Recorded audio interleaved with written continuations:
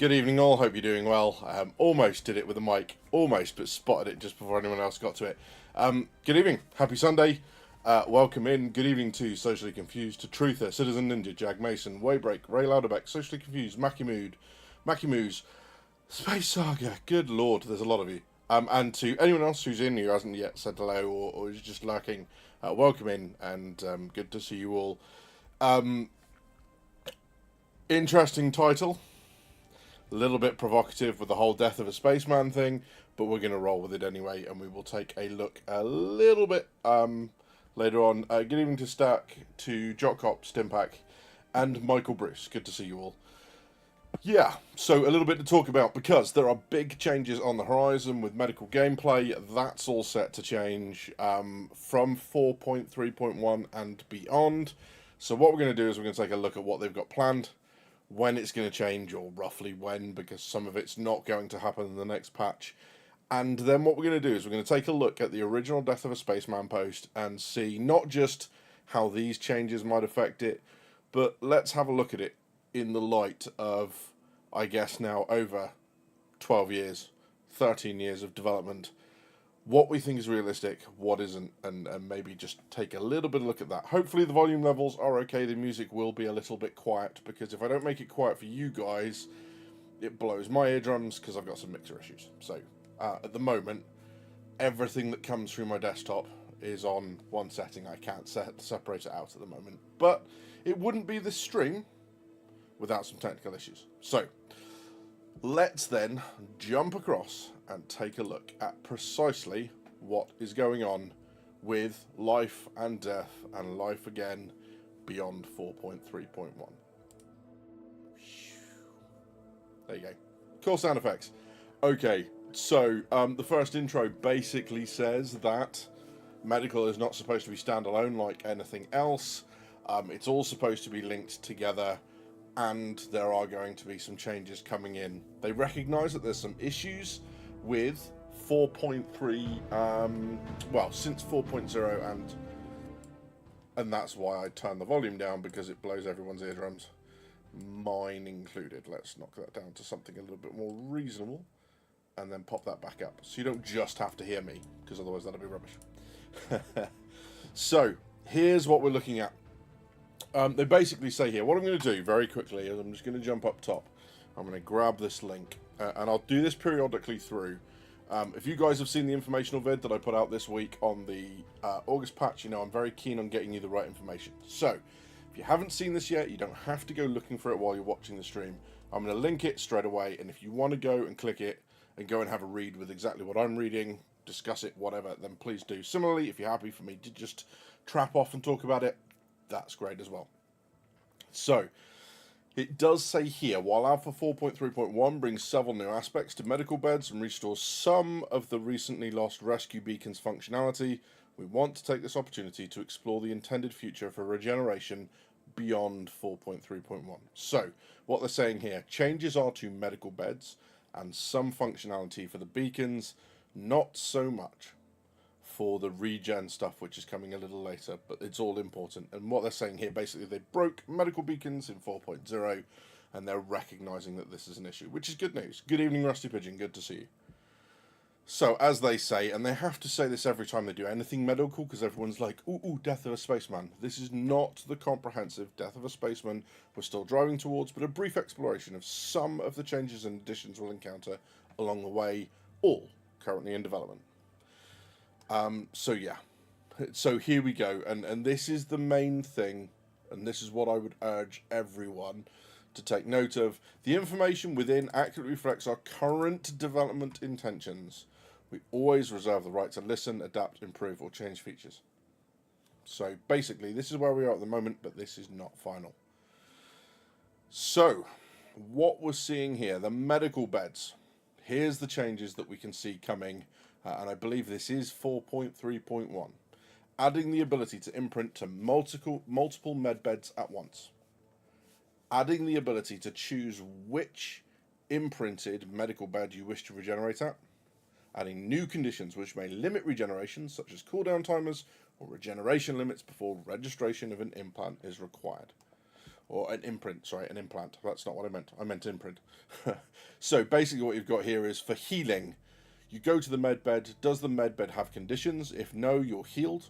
If yes, do we meet the current conditions, and does the med bed meet the current conditions? And what I think they mean by this is the conditions for us is, do we have the right tier to be healed by that med bed? The conditions for the med bed at the moment is, does it have enough med gel to do anything about it? If it says no to any of that, we won't get healed. If yes, we get healed. Ta-da! It's massively overcomplicated for what it's saying. It's basically saying pretty much what it's saying at the moment, which is you've got to go to the right tier medbed for your injuries. If you go to one, it'll only be able to heal the injuries that it can deal with. The key medbed condition at the moment, we think, is the addition of this med gel resource, and that will only apply to certain medbeds, and we'll talk about that in a second. Regenerate. You are incapacitated, you get the UI to choose which location you regenerate at. Is it valid based on the conditions, i.e. the range from it, whether or not you've got your imprint stored there, and etc. If not, you need to pick another location. If yes, you regenerate. It's as simple as that. It's a lot of information for saying not a lot, really. This is basically, you know, making the difference between your basic landing zone, the one that you choose when you log into the game. That one looks like it's going to be available to you unless you get a ridiculous distance away from it. And then the other ones, like temporary spawn points, your ship or vehicle, and a lot of that is obviously based on range and supplies and that sort of stuff. So that's what we're talking about here. Montravy says, the multiple imprint location choice is nice. Not sure on some of the rest. Being unable to heal an injury when it can regen your entire body is kind of WTF. Jackal, good evening. Good to see you. Yeah, so here's what we're looking at. So here's your multiple imprints. And what it says here, okay, is you'll have the ability to have multiple imprints at different locations at the same time, allowing you a tactical choice, if no help is available, of choosing where you want to regenerate next. Landing zone. The first landing zone hospital bed you imprinted on, which we believe will be the your major landing zone, right? Good evening, Widget. Ship vehicle. So the last ship or vehicle that you imprinted on. Home base. So at a base you own or your org. So this is obviously talking not necessarily 4.3.1. And like we said, the regen stuff is coming later. But the idea of something that is owned by either you or your org, and then a temporary. Okay, so things like Stormbreaker. If you imprint to Stormbreaker, it will be a temporary location. So in other words, if you are being farmed, you respawn to an Idris, your Idris gets boarded. Rather than being unable to respawn into the game, because there's a bunch of players stood in the regen bay with guns waiting for you to try and get off the bed and you're dead before you even get out of the animation, you can now choose other locations. So yeah. Medbed conditions, and this is what we were talking about before, right? Okay, in 4.3.1, this is what I like. This is added like after. They obviously didn't intend to release this quite as early, or they drafted it for a later release. In 4.3.1, the medgel requirement was added. Are we playing 4.3.1 now? Are we? I don't remember. I don't remember what patch we're on, but that's where we are.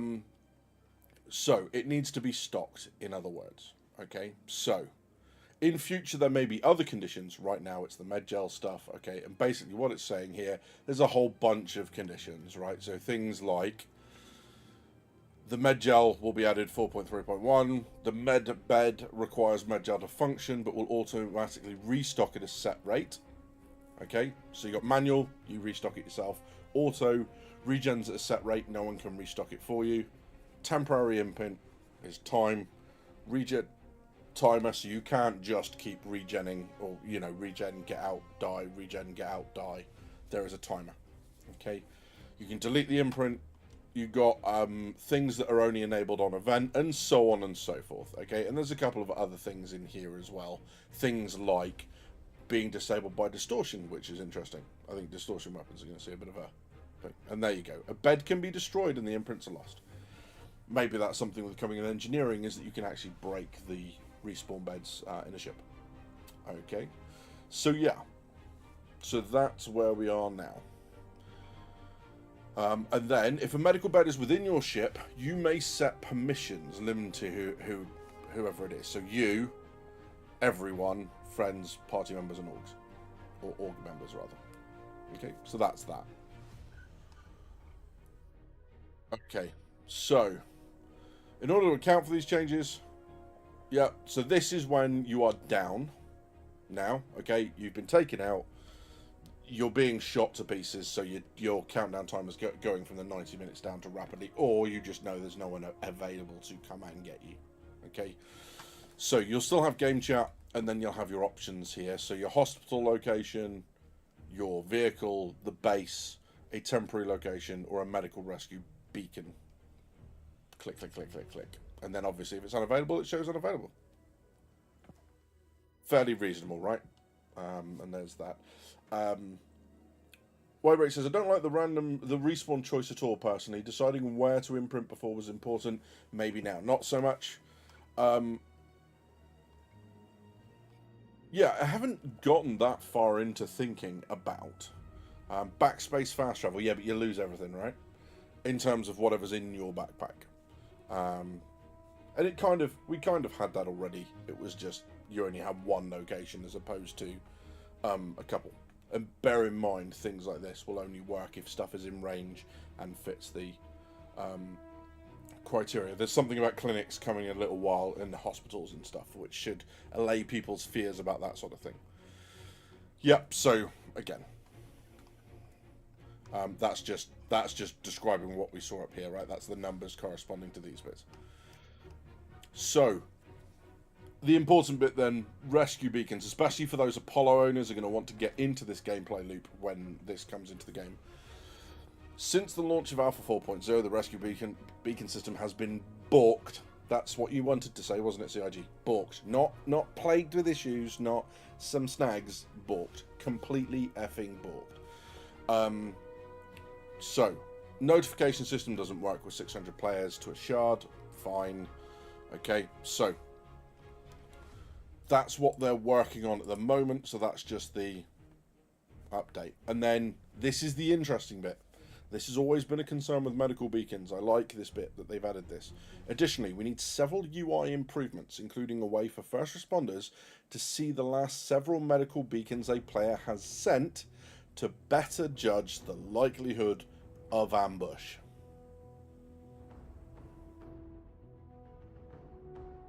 Good. Good. I really like that. I can't see a downside to that whatsoever. I really like that. I'm sure you guys might be able to, but I don't see that. So yeah. No, so yeah, so when I say lose stuff, for example, so today I was running around, and we might do this a bit later if we've got time. I was running around the data centers that are the start of the Stormbreaker thing. I'm not doing the actual key code. What I'm doing is grabbing the maintenance key cards.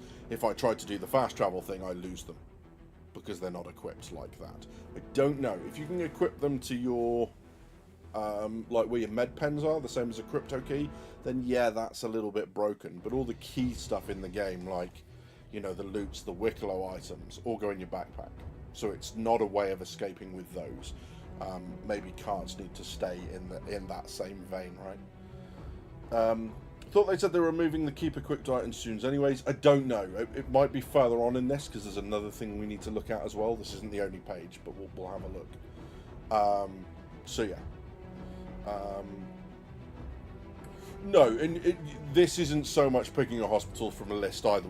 This is the one you've imprinted at. So if you want to do that, you still have to do precisely what you have to do now, which is, well, I want the option to respawn at Lawville.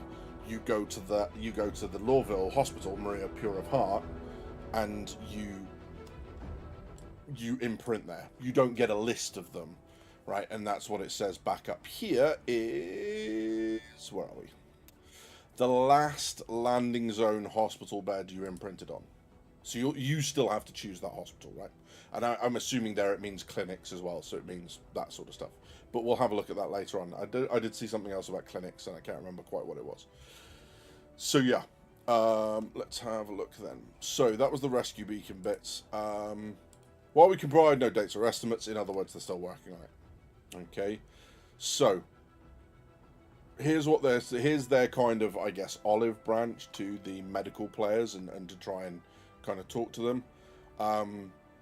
Whereas mining, salvage, transport, racing, combat, and more all provide personal dividends in credits, loots, and bragging rights, the acts of those who dedicate their time specifically, intentionally, and frequently towards helping others has a nobility and positive effect on everyone. These are acts we want to better support going forward. This begins with the medical bed evolutions listed above and continues through restoring and improving the rescue beacon system in the future. That's good news. This isn't just a one shot, they're going to keep working on it. It will take time and we'll share more details as those releases approach, but in the meantime, we wanted to say that we see you, those who fight not for riches and individual prosperity, but to help your fellow citizens day in and day out and make the persistent universe a better place to live in. So, and that's not a bad thing. Also, where's that armor helmet come from? I want that. So yeah, so that's the first one that they say. Okay. So let's have a look. So interestingly, says Widget, they've also reiterated below the table showing distance limitations that fixed med beds all have the same limitations with exclusion of med gel. Yeah, so we're gonna have a look at those in a second. They're on the next tab. People seem to be conflating hospitals with mobile beds too, with all too much with all this info. Yeah, so I mean, I think it's fairly kind of certain there, right? So you've got 4 categories. And in category 1, the last landing zone you imprinted on. That's that category done, right? That category is the last vehicle you imprinted on. So it's not going to be like a drop-down list and you get to choose from any of the landing zones. It's going to be literally the last landing zone hospital bed you imprinted on. Home base, the last medical bed, and then the temporary ones will be things like maybe, I don't know, maybe Siege of Origin, maybe there is an upcoming event where there are respawn locations as well. I know the Onyx stuff doesn't have it, because you categorically, whilst you can log out and log back in there, they are like a temporary base location. They do not allow you to imprint to regen. At least, I don't believe so. I don't know if they've changed that in 4.3.1, but it looks to be a deliberate choice to stop us from doing it. So yeah. So the distance limitations on fixed tier med beds would mean that Tressler, for instance, will only provide revives within Microtech, as Leos are only tier 2, potentially. I'm all for it, as this will basically stop the backspace fast travel BS with going on right now. Right, so you can imprint at a hospital and then imprint on a local bed and backspace fast travel back to the hospital at will. Yes, but I suppose the question is why? And also, how is that different from the system that we have now? Because, like, the reason I want to go back to a location, right, is I want to either drop stuff up or pick stuff up. If I'm losing what's in my inventory other than on my kit at that point, the other thing that they've said there as well is that there are potentially timers, yeah? Cooldown timers. So adding a 10-minute cooldown timer, because if you respawn at a hospital in a major landing zone, unless you have an absolute mare getting your ship out of the hangar, the only way you're really dying at that location is if you're abusing the backspace stuff. A 10-minute respawn timer doesn't hurt anyone unless they have that mare, you know, the ship detonates in the hangar or whatever else, or someone dicks around and shoots them in the hangar, someone in their party. Right, that's the only real way that breaks. Whereas the 10-minute obstruction to backspace, if you're doing that every time, and then say there's potentially a larger one on ships, that it's in itself kills the fast travel. So it'll be a case of tweaking the details rather than stopping the idea. So I think that works. Notice as well on the other page, it does say you can drag an in-cap player to a moped. Yeah, exactly that. So yeah, that one. So yeah, so it does say here, I think, and what it's trying to say, where we talk about all the hospitals. So your landing zone one will default to your home location until you change it. right? Because that's what it is at the moment. So you just keep what it is, and then obviously if you then go to decide, well, I'm going to go to Area 18 now and do a bunch of stuff around there and change my home location there, that sorts that as well. Okay, so yeah,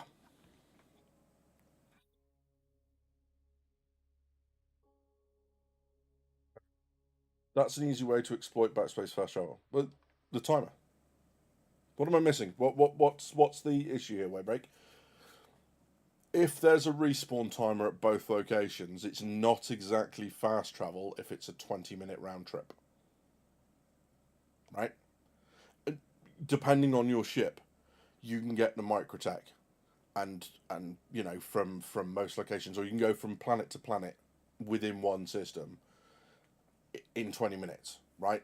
Again, depending on you having the right ship ready and all that sort of stuff, absolutely. But what I mean is, even if you can't with the ships that you have, it's still not going to be a massive advantage. And then when you remove the fact that dying at those locations means that everything else in your backpack, even if it's a major landing zone and you don't lose it, you can't take it with you. So what's the purpose for this fast travel stuff, right? Because if you're a long distance to go back to your major landing zone, you're not going back to the ship or the vehicle because you're out of range. So the fast travel thing doesn't work. It really isn't that. The only way that works is if you've got something, again, very close to, let's say, the cave just outside of Lawville, there's the cave that's about 40k out. You might be able to pull that one off. That might work. But again, if you've got a 10-minute respawn timer on either side, the only person that disadvantages are people trying to fast travel. So that's why you'd have that timer, because you penalise that gameplay. So there's that. They talk about the regen timer on certain beds to prevent rapid use. There you go. We'll have a look on that on the next page. Widget says, once again, CRG isn't clear which is the problem. Fixed beds having the distance limitations doesn't break physical imprinting. You just need to plan or be punished back to your home location. Well, again, the landing zone thing isn't changing. There is no difference between that and what we have at the minute. If you want to go to a certain hospital, you have to physically go to that hospital and imprint it on. That's what it says there, imprinted, right? Down here, down there, that you imprinted on. So if you're not imprinted on it, it's not an option. If you imprinted on it, it's the last one you did, so you don't get to jump between New Babbage and ArcCorp because it's the last one you imprinted on. There aren't multiple options, right? So yeah, there's that. What's breaking the physical presence? It's literally the same system that we have now, except you have multiple options.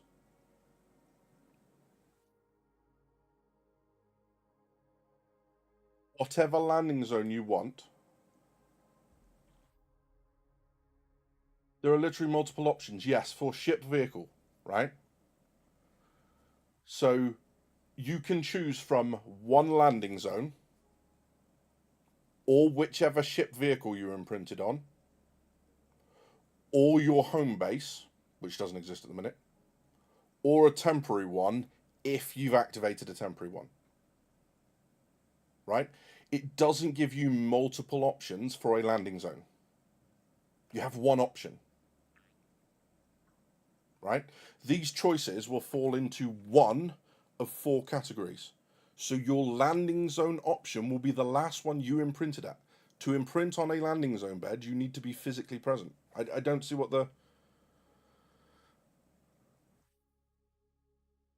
I don't see what the issue is, right? What this stops, and we've had this, right?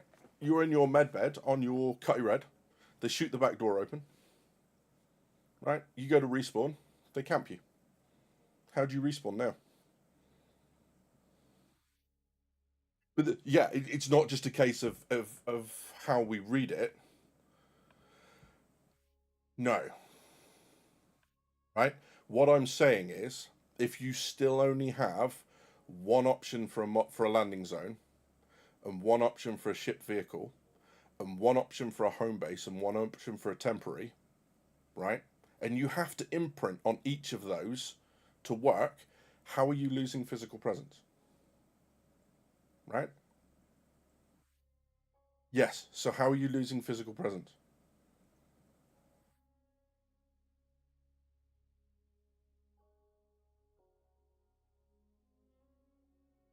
How does it break the physical presence to imprint mechanic? Well, you did. Then that would break the whole physical presence to imprint mechanic. I've just read it off your last comment. Do you see what I mean? You still have to imprint at something to have that option, or like now, you automatically have the landing zone that you select when you log into the game for the first time after a patch. I don't see it as being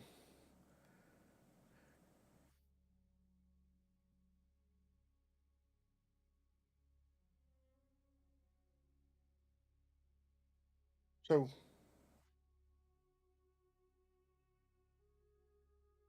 Right, I'm responding to what you're saying. Sorry. So okay. So clarify. Take the physical presence imprint argument. Hey Luna, how you doing? How is it breaking it? Which of these options do you think do you not have to physically be present to imprint on? What's the wording there that makes you think you don't have to be present at something to imprint on it to unlock that option? Oh, okay. Sorry, I'm got you. So that was a response to. Right. Okay. So you guys are talking. Sorry. So I've imported my I've pulled that out and turned that into what we're talking about. Okay. In that case, apologize, mate. My bad. No issue. Yeah. So the multiple options thing here again with the timer, I don't think as long as they put some sort of timer on it, I don't think it's going to be a fast travel issue. If it is, they'll hopefully fix it in the future. In terms of the physical presence thing, it works, right? So yes, so that's that one. Let's have a look at the next tab. You're doing great. Good. I'm glad to hear that, Luna. So what they gave us then was they gave us a design brief, which was a little bit. I think this is a little bit more of kind of like an overview rather than just the changes that we have, right? So this is some of this is going to be very obvious to us, and I'm guessing some of it won't change. Okay, it does this here. The post is being released to coincide with Alpha 4.3.1 PTU. Okay, so you have your different injuries and then the description of injuries. I'm just scanning through very quickly. Someone tell me if because I think we all know what these are, right? If there's any massive changes, just throw us a comment in there. Okay, and then but this all looks very much the same thing, right? You have your tier three significant injuries, and that's that. Yep, and then obviously the tier of injury that you have then leads to whichever tier medbed that you're on. Okay. Whilst many of the injuries you sustain throughout your exploits in the verse may require more robust attention, okay, there are multiple options. So it's your different tools, okay, and then stabilization. So here's the interesting part. Stabilization is a temporary way to manage the effects of injuries, i.e., like the advanced mode on the Paramed medical device. By administering the correct drugs, you can suppress these effects for a limited time, allowing you to keep moving, fighting, or escaping danger. Stabilization is not a cure. The injury still exists and will need proper treatment later, but can buy you a crucial window of time where you can perform at full capacity. So you've got the different coloured med pens that will enable you to do that. You also have the Paramed medical device on the advanced mode. I don't think I've ever used the multi-tool med thing. It just seems like a complete waste when you've got the Paramed one. So I don't know if you've got the option on that. Blood drug level is the key here. What I'd absolutely recommend is med pens up your blood drug level significantly in comparison with the med pen, the Paramed device, which makes sense, right? It's really quick and easy to administer. You pull the right one out, you stab it, and you carry on, rather than having to aim it at yourself, muck around, get it to scan, and all that sort of stuff, right? So the payoff is you can do that for longer on the Paramed. The med pens up your blood drug level, and obviously, basically, you start to get drunk, right? If you up your blood drug level too much. So it says here, yeah, once this level reaches 50% of maximum, you enter an overdose effect, or an overdose state, and then obviously, if Edison's in the pilot chair of the Carrack and goes AFK, you can kill him with a Paramed gun. Not that I've ever done that. Sorry, Edison.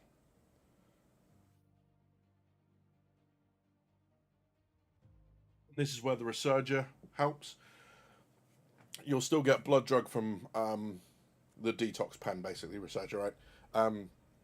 You still get a blood drug level increase from using it, but it makes it drop quicker. So there's that.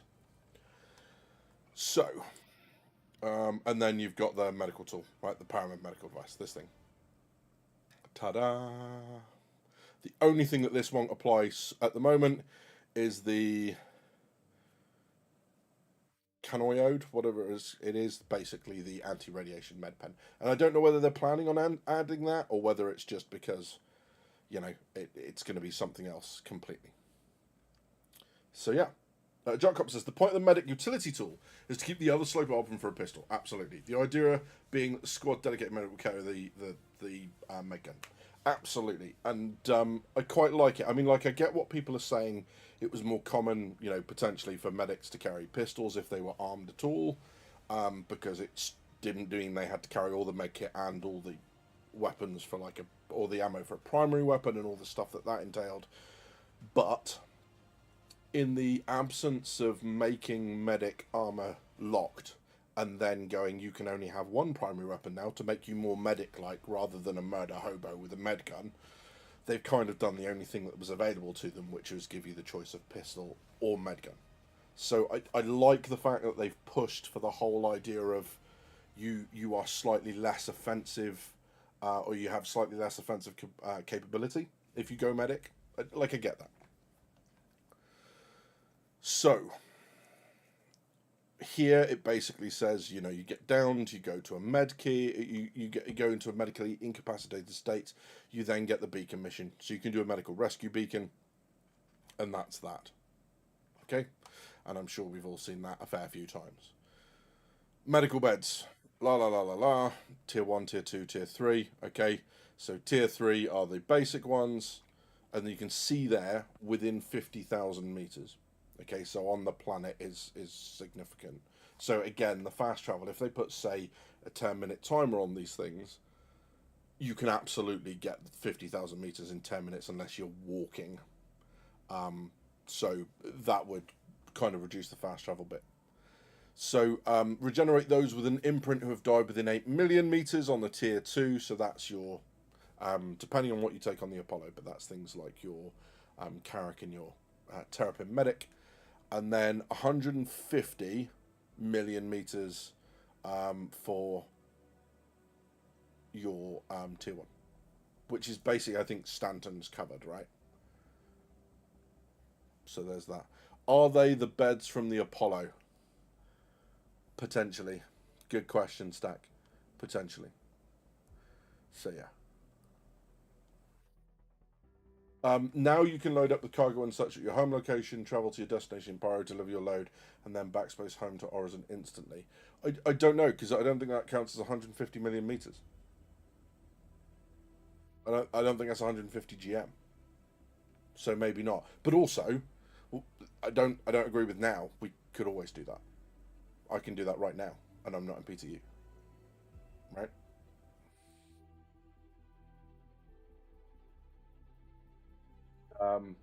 To me, this kills injuries and stuff. They seem to be incentivizing regen over healing injuries to me. Half cost, it has to be the right tier to fix versus regen at any bed. I'll have a look. I've not got that far into it yet, but let's have a look in a second. So, Medgel is the substance at the core of medical gameplay. So, you reload for the multi-tool in Cure Life. Fine, that's already happening. And then you get the full-size canisters. And they've actually got the... Here you go. Here's the animation for it.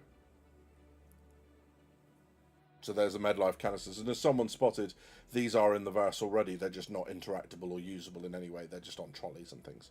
So these seem to have been around for a while. You've also seen, we saw the ports for this sort of stuff on the Pisces. They've been there for quite a while, the C8R. So beds can hold a certain amount of these. Okay, and then additional quantities of Medgel can be stored in traditional cargo and storage locations aboard ships and vehicles. So that's great. Each medical bed can restore health and address bleeding without cost, but consumes Medgel to heal injuries. Cost of healing is a flat 50 SCU. And then the cost of regen is 100. Well, I say 50 SCU, it's not 50 CSCU, the smaller one, right? and then 100 to regen. So more expensive to regen than to heal. Sorry, yes, more expensive to regen than to heal. Okay, so there is no cost to temporarily stabilizing injuries above what a medical bed can heal. In other words, if you are on a tier 3 med bed and you have tier 1, it will help you stabilize that injury just like the paramed life. So it will stay there, but you'll have the green over it and it will temporarily remove those effects for you, right? And then just like you'd use the drug, and then to go from there. So that's the stabilization thing, which seems to work a lot better. And then here, your chosen regeneration location is a hospital within the primary residence location you set when you first entered the verse. But as you travel the spaceways, you may want to transfer your imprint to a new location. This could be another hospital, clinic, ship, vehicle, contains a med bed, and has sufficient supply. Okay, so they say here, if you want to respawn at a med bed, you remember it said, does the med bed have conditions? 3 reasons it might not. Outside of effective range, no med gel, bed's destroyed. Which, apart from the med gel, works now, right? There's respawn ranges on vehicles. If your vehicle has been destroyed, you don't respawn at that med bed, you default back to home. While most med beds you encounter outside of hospitals are capable of imprinting and regenerating you into a new clone, below are the specific requirements for a successful regeneration in each bed. Okay, so tier 3, if you are within 50,000 meters of the bed, you get to respawn in it. And it's the same ranges. So tier 2, 8 million, tier 1, 150 million. And then the ships. Okay, here's the interesting part. In addition to ship and vehicles, medical beds can be found in hospitals and clinics located in landing zones and stations throughout the persistent universe. All have the same functionality listed above, but do not retain their dependence on medgel for operation. In other words, during a free fly, when all the lemmings are dying, that's not going to affect your ability to respawn because, like with stock and stuff in shops, you're not going to go, oh, your chosen landing zone has no med bed ability because all the lemmings are dead. You're going to be fine. So there is no med gel stuff at the minute. Whether they change that later on to reflect Quanta, I don't really see how they do. I don't think that works, because you're then preventing people's ability to respawn. They could follow all the rules, try and be safe, all of that stuff. You're preventing their ability to respawn, and they have no control over it, and nothing they can do about it, right? To that sort of stuff. So yeah. You'll also always default back to your home location if all else fails. Yes, that. That has to happen, right? They can't put you into a situation where there's no option to respawn. So that's always going to be the case. You're always going to be able to quick travel. The bit where you say about looking to the future, that's what we're going to look at with Death of a Spaceman. That is what's going to stop that. Also, they say. Why can't they make body recycling to regen gel a gameplay loop? So harvesting all the NPCs. That's a little bit dark, like matter. Good evening, by the way. Good lord, that's yeah, that's a bit dark. So yeah. Of course, they are covered by Death of a Spaceman to respond to your Steam title. I have a sneaking suspicion that it's not happening, at least as planned. So yeah, we'll have a look at that and what can and can't happen, or what I can't say can and can't happen. I don't know that. But what's likely at the moment with the state of game as is. Michael Bruce says, I feel like the price is a little too high. 100k to fill up a medbed, 50k per injury. If we're going to go out and doing rescues, are people going to want to play this on a rescue level or just head to a station? Yeah, I mean, I don't know how likely it is that the Apollos are going to be called in just for injuries, potentially. I have a feeling that's going to become much more on the player to have the prerequisite med pens or, a paramed device or the medical attachment for the multi-tool, right? Just for injuries. It's the regen stuff. It's stopping people having to regen. It's to go and put them on the med bed from a down state, right? From an incapacitated state. So, yeah. Sadly, the Souls-like aspects are slowly fading from the game. Yeah. So we'll talk about that, because I think there's an issue there. NPC body recycle cleanup. Yeah, that's the is that not the Vandal thing where you put them all in the box and just go boop and you feed the Vandal ship in Onyx? Lol. Yes, yeah. I could just see it like becoming this this thing. If we do end up turning people into med gel, it will be like, right, guys, there's 4 of us. One of us has got to go. We're going to draw straws. So yeah. Commander Jackal, could we be seeing a new rare material and the very first implementation of crafting to give us an ability to make our own med gel? Good question. So there's a couple of bits on that. If you haven't seen the video, it's actually done. Really quite impressed with how it's performed. But I did a quick video, Flash Traffic August PU report. It came out this week. Go check it out if you want to. I don't want to rehash all of it because I know a load of you have watched it already. But what's really interesting to pick up from that is that they have implemented a prototype of crafting in multiplayer. Right? And prototype normally means it's rough as rats and nowhere near ready to be given to us.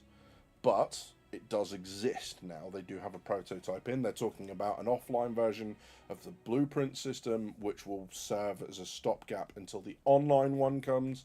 So there's a lot of stuff that's going on with all that. Could it be? You'd certainly expect it to be in the future, right? When you are on an exploration ship and you are miles out into the distance, for that sort of thing, you would absolutely expect to have, you know, the ability to potentially restock, just like with your O2 and your other life support stuff.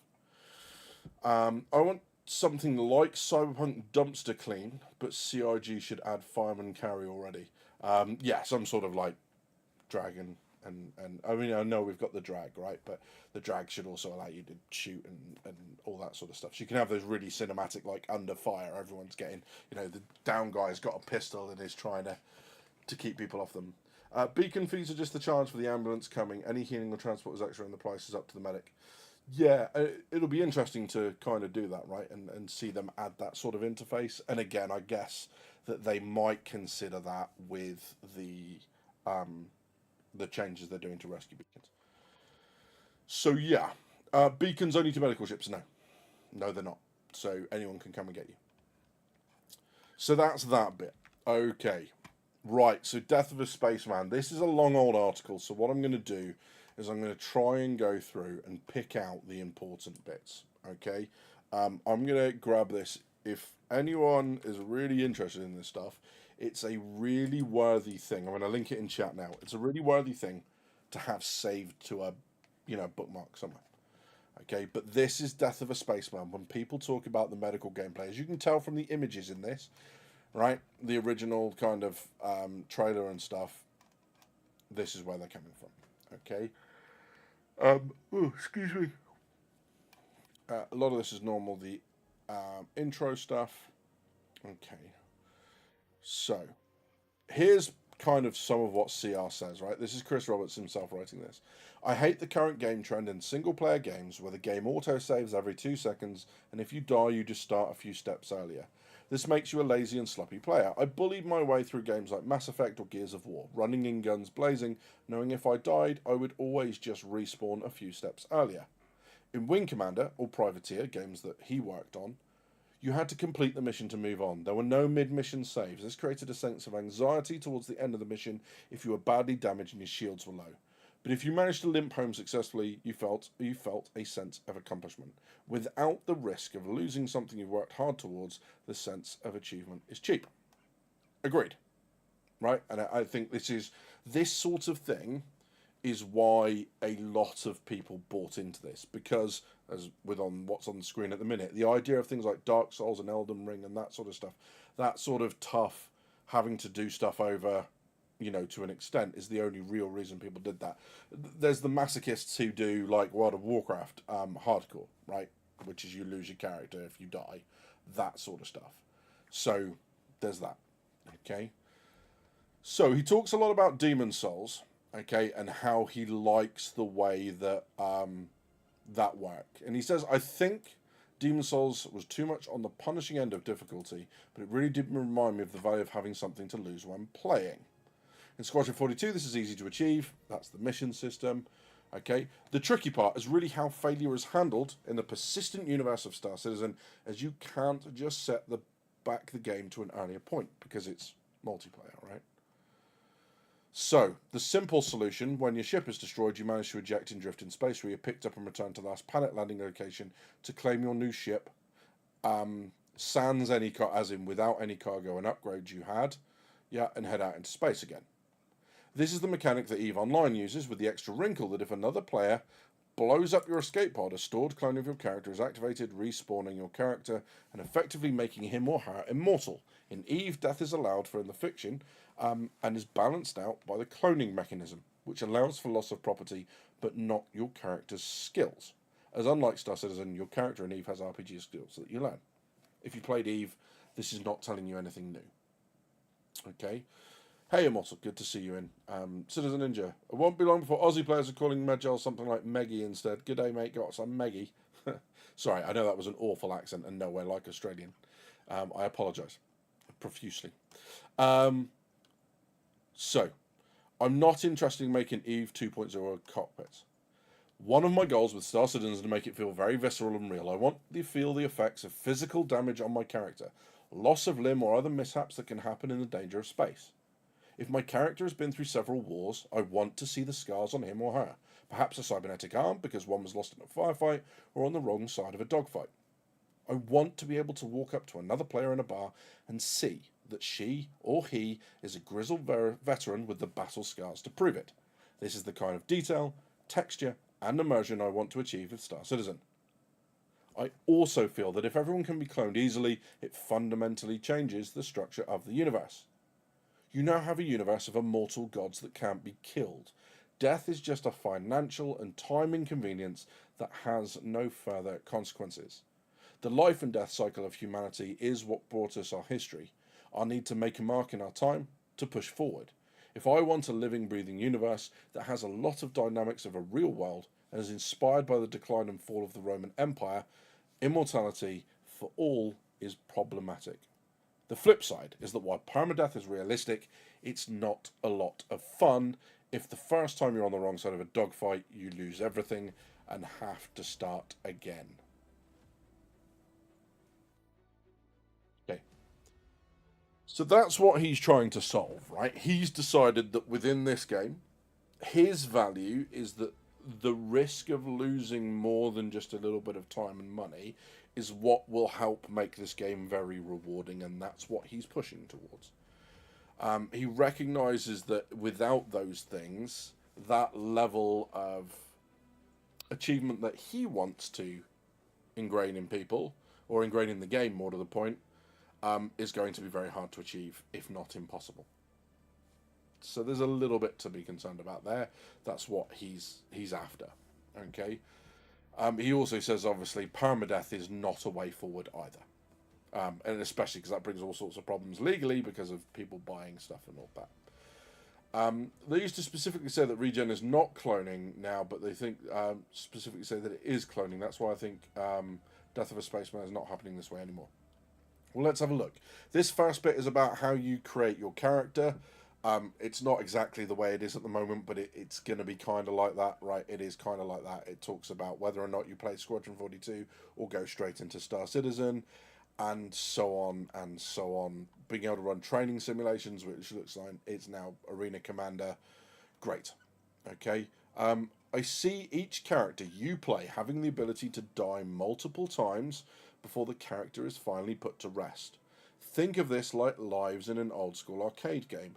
Science in the future is far more advanced than today. Medicine has the ability to bring people back from what would be considered dead or death in today's world. Okay. This is interesting, this next bit, because it talks about time to kill and that sort of stuff. If you lose a dogfight and your ship is going to blow, you can eject. Okay. And someone doesn't blast your ejected avatar, you won't even have used a life. You'll end back up at the last planet you docked on with a new ship courtesy of system-wide insurance. Right. Stop. This is where things have already changed. Now, at the time that this was written, here or hereabouts, they were still talking about there being a loading screen before you land. So this was not written with the idea of you being able to go and land on a planet. So they were like, well, how do you EVA through a loading screen? You don't, so you'll get back on the planet. So this has already changed. Okay. If you don't manage to eject in time or someone blasts your ejected character, which carries a harsh penalty if you do this in civilized space, your badly charred and almost dead avatar is recovered and you wake up in a med bay. And this is what Waybreak's talking about in like regeneration rather than cloning. This is also true if you're killed in a boarding action and your teammates can't or don't recover you. If this happens, it assumes that your dead body was evacuated into space and then recovered. Okay, so a little bit of hand-wavium as to how you get your body back. Okay, so every death creates wear and tear. You may need a new body part, and they talked a little some time ago now about the idea of cybernetics and needing that sort of stuff, and then they said, yeah, that's miles off. We're nowhere near that yet. So this, again, whether we get this before 1.2 or after, 1.0 or after, no clue. I said 1.2. If that ends up becoming true, that's going to be quite cool. So yeah, if your old character, so here we go. Eventually, after too many deaths, your character's body will just give out. And instead of waking up in a med bay, you'll be attending the funeral of your fallen character from the eyes of the beneficiary you specified when originally creating your character. You know how in the Squadron 42 demo they put next of kin? That's what this is. If your old character has done something noteworthy, akin to an in-game achievement, this headstone might read, "Here lies Chris, discoverer of the Orion 2 jump point, slayer of the dread pirate Roberts, and a citizen of the First Order." Kind of cool, right? There will also be opportunities to regain some lives or do a reset. Some of this could be through in-game missions, or it could just involve paying a lot of money to a specialist on a remote med planet that's doing stem cell research. Because of how Star Citizen works, the death of your character is not as catastrophic as it would be in a traditional RPG. If you want to think about it in terms of RPG conventions, the character that you're leveling up and customizing is really your spaceship. Your avatar is just a visual representation of your in-game character. And because Star Citizen is skill-based, as in your skills, not RPG skills, the loss of your character is a more cosmetic and textural outcome, especially as almost all of the assets you've worked hard to accumulate pass to the beneficiary you specified when creating your original character. In other words, your leveling up through the game is more about you and what you know, the experiences you've had, how good you are at the dogfighting and everything else, right? More skill-based than in-game skills. I'm going to pause here and catch up with chat because there's a bit going on. So, they used to say specifically regen is not cloning, but now they say that it is cloning. We've covered that already. I know this time was coming, spent 32k anyways, and now that this is here, I hate it. It's an MMO, we need to be able to get back on our feet with gear without hassle or the player base will suffer. And this is what this is saying, right, is that it's not so much a hassle, is that your character basically comes online, and as we'll talk about in just a second, because it's the next paragraph down, you'll take a couple of hits, right, but it won't necessarily just be inheritance tax. Your gear will still be there, your ships will still be there, they all pass on, you'll pay a tax in terms of money, of course, and your reputations will take a hit, but you won't get zeroed. Widget says, I think the main takeaway here, and with anything in development, is the intention. Will it all wash out as written here? Probably not. Will the intentions and feel laid out here persist? Probably. Here's hoping. Okay? I think so. I think this is why a lot of people backed this, because they didn't want save scumming all the way through. So here's one where you do take the hit. Reputation and faction alliances pass to your new character, but slightly diminished. If your original character was a pirate, then the new one will also be aligned with pirates, but not as much, and will still be on the UEE watch list. No slate will be wiped clean, but if you want to change your allegiances, this would be the start. This matches life, where the son of a criminal has to deal with the bias of people thinking he's going to be like his father, or the son of a cop is assumed to be on the side of law and order. And this is the bit that I do like, right? Is that it's almost like you've seen this in films all the time, right? You know, being your father's son gets you through the door, but if you think we're going to treat you like him, you got to prove yourself first, rookie. But you get the point. I obviously don't do Gravelly for anything.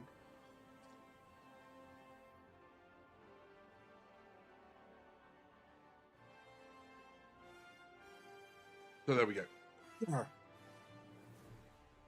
So here's where he's coming from, however it plays out in the wash. What I like about this system is that it creates a sense of mortality and history. No one's character will die right away. It'll take some time to get to that point, but players will feel a sense of risk, and so will think twice before needlessly risking their lives, as they don't want to burn through them. You'll also be able to see visually how battle-scarred someone is. Perhaps having an eye patch or a cybernetic arm could be a badge of pride that you've been to war and survived. When a character finally does shuffle off the mortal coil, the player hasn't lost what he has really put in the game time to build up: his ships, equipment, and other assets. These pass to the next of kin, and there is a successor to carry on the family legacy or the vengeance of the deceased character. My name is Inigo Montoya. You killed my father. Prepare to die. Like that. This will hopefully create a competition between players to see how much they can achieve in the lifespan of their current characters. The ones that achieve greatness via killing a Star Citizen unique NPC, or taking part in a unique event, like discovering a new jump point or system, and recorded in the Galactopelagia, become part of the universe lore and history. Yeah? So, I think here, right, this is what they're saying in terms of, this is the idea that I like. This is one of the many things that attracted me to this game, is this idea. Sorry, I'm just going to pour myself a drink whilst we're talking. I'm on pure copium, by the way, at the minute. Copium? Maybe a 50-50 mix. I don't know. You let me know. You let me know what you think I'm drinking. It's just Diet Coke, by the way. I'm just putting it in a fancy glass, because that's what I had up here, and I couldn't be asked to go down and get a pint glass. So, there you go. No class here, fellas. You know that. You've known me long enough for now. Serial Crusher, welcome in, buddy. So there's that. When a character finally does shuffle off... Yeah, so we had that. So you keep the ship, the equipment, and the other assets. What you're losing is rep.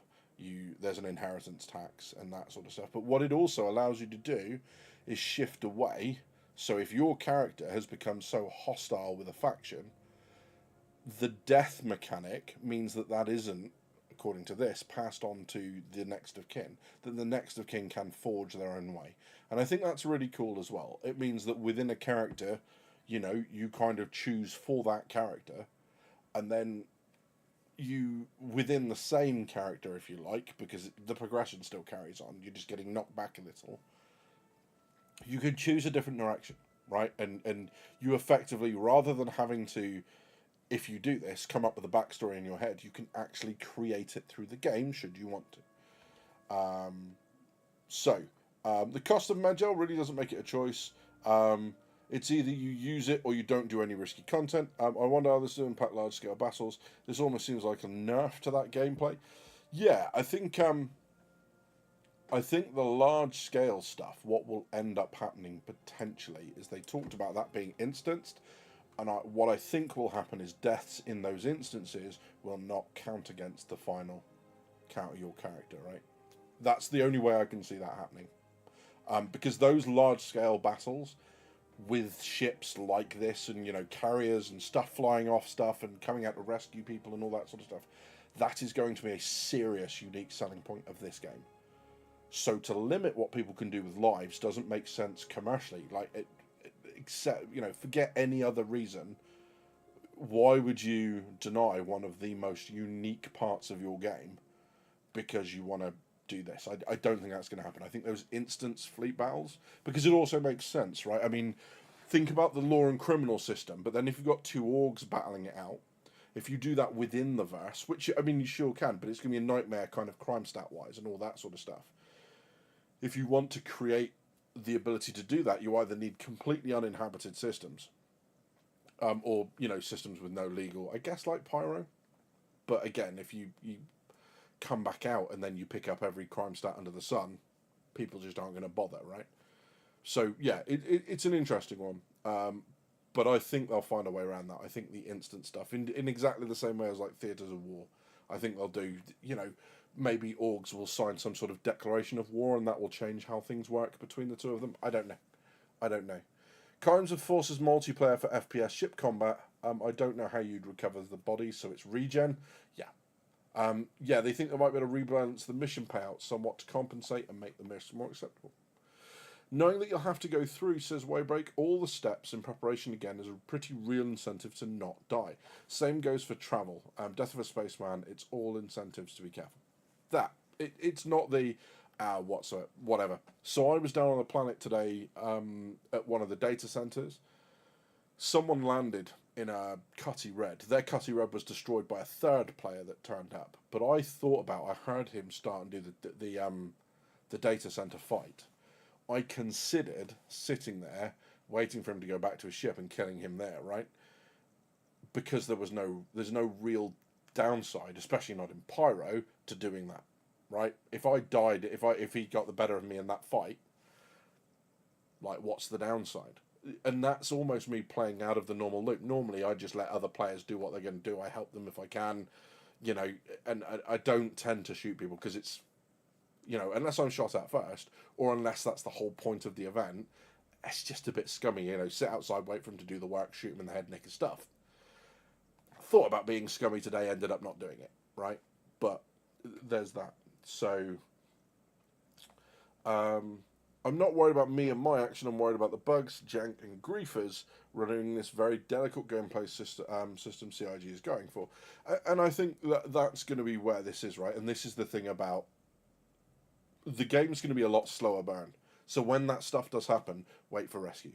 Call out a medical beacon, wait for rescue. I'm sure, as the reputation system evolves, it won't just be about the ambush side of things. You will also be able to go, well, okay, I'm able to review, or if I'm successfully rescued and the mission creates successfully, or, successfully, I'm able to give a good review, or the system automatically gives a good review to the rescuer. So I'm able to say, I only want 4 and 5 star rescuers. If you're down at 1, 2, or 3 stars, I'm not sure. Right? And that could be a real reliability. So everyone starts at 5 stars. And if you screw it up or you don't complete, you start to lose that sort of thing, right? Because if everyone starts at 1 star or no stars and works up, no one's going to want to take them. It's going to be an incredibly hard profession to break into. So there's that. Or maybe a rescue beacon, you get a bunch of replies, you choose which one you're accepting. There's a whole bunch of ways that they could go with this. Okay, so it's interesting that they also talk about NPCs in this, and this is where Death of a Spaceman, I think, is not necessarily going to be what they marketed it as here. So where I said on the thumbnail and in the title, is Death of a Spaceman going to happen the way we think it is? This is why I don't think it is. Okay, so here you go.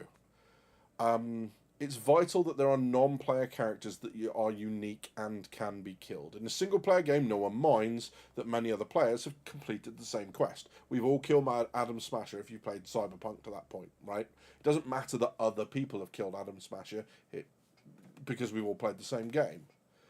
But if you take the same quest in an MMO, which is meant to be a shared persistent universe, knowing that the next party will kill the very same boss in the same spot breaks the suspension of disbelief, which is a theatre term, right? It's when you get so engrossed in something, you know that it's fake, but because it pulls you in so well and doesn't do anything to remind you that it's fake, you suspend that and you become very invested in the story. That's what this is. Most MMOs will just accept this as the price you pay. We've all killed Hogger in World of Warcraft, right? If you've played World of Warcraft. That is breaking, as far as Chris Roberts is concerned, the suspension of disbelief. Not Star Citizen. Major NPCs will be unique, and we saw how this will work with the Quanta system, right? They demonstrated this. I think this is going in, potentially, as it looks.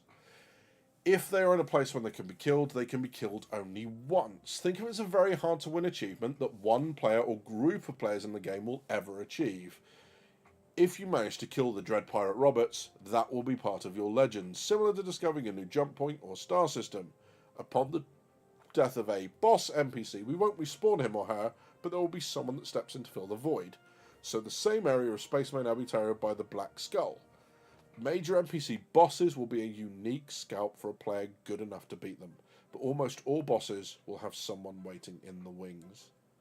While people may feel my proposed death mechanic may hamper their role playing of a character, I would counter that it'll actually enhance it. There's no reason not to have the same backstory, but now it's the story of your present character and his or her descendants. How many famous people are made and driven by the accomplishments of their parents? So the reason I think that might... I started to start by saying I think that it might change. I think what will change here is the idea that all NPCs are killable, which was said a while ago. Right? You cannot invest that level of time and effort in getting the voice lines and mocap work for Twitch Pacheco if the first player that goes to talk to her shoots her in the head. That's not... like, that's just not going to happen, right? They're not going to do that. Twitch Pacheco and Clovis Darneely and Aaron Eckhart and all of the other mission givers, they're not going to be killable. They're going to be in a place where you can't, right? Why? Why would you leave yourself open to that sort of liability as a company?